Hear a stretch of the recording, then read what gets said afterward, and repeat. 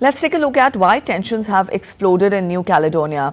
Now, Caledonia is on the boil, as we know, and as per Noumea Accord, voting in provincial elections is restricted to people prior to 1998. The aim is to give greater representation to the minorities, that is, the Kanaks. Now, Paris views the current electoral system as undemocratic. Constitutional amendment to include people residing for at least 10 years. French President Emmanuel Macron has invited representatives for talks.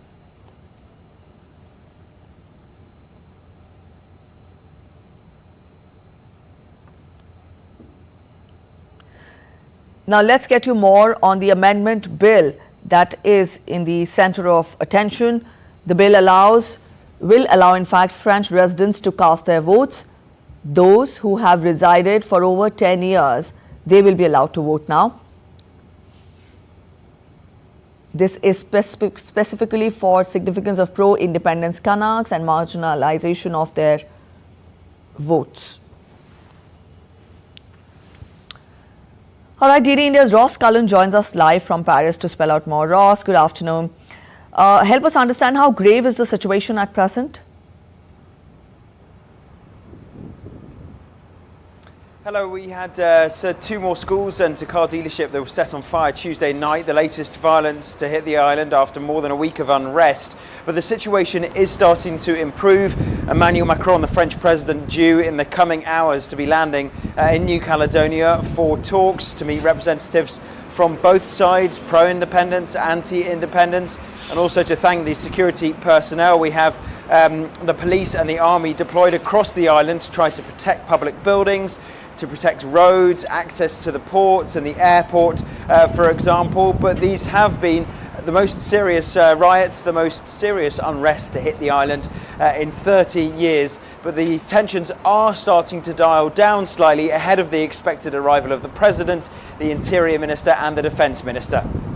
All right, Ross, help us understand what is behind the deadly riots in New Caledonia.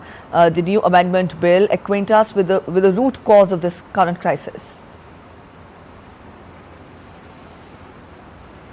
Well, the riots began before the votes on the contentious voting reform. We'll come to that in just a minute. Those riots began on Monday last week into Tuesday when the voting reform was being debated here in Paris by the central government, central MPs, and then they have spiraled since that. After Wednesday last week, 6 people have died, hundreds of people have been injured, hundreds of people have been arrested since these protests turned violent. We have seen rioting and looting across the island.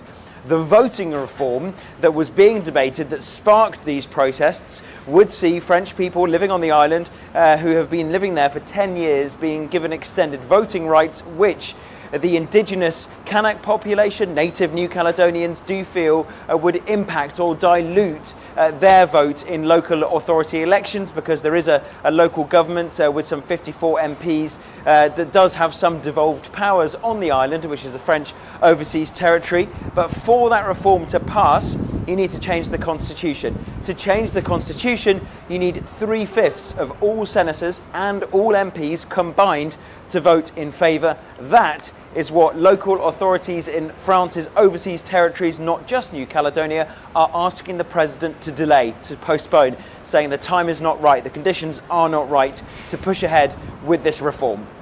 All right, Ross, thank you for joining in with those inputs. And Vietnam